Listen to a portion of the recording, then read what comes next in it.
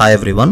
Constitution of India series fundamental రైట్స్లో right to equality article 16లో ఈరోజు మనం రిజర్వేషన్స్ ఇన్ పబ్లిక్ ఎంప్లాయ్మెంట్ గురించి తెలుసుకోబోతున్నాం.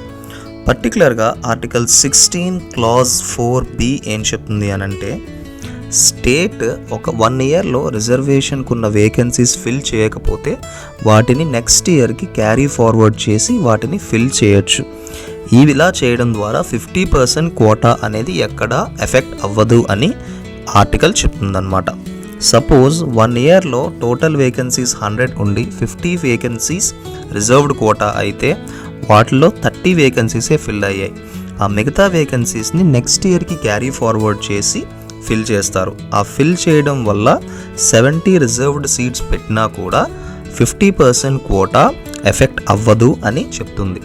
దీనికి కాన్స్టిట్యూషనల్ బేసిస్ ఇవ్వడానికే ఆర్టికల్ 16 క్లాజ్ 4Bలో ఈ ప్రొవిజన్ని యాడ్ చేశారు. దీన్ని 81st అమెండ్మెంట్ యాక్ట్ ద్వారా పార్లమెంట్ ఆఫ్ ఇండియా 2000లో ఈ ప్రొవిజన్ని తీసుకొచ్చింది.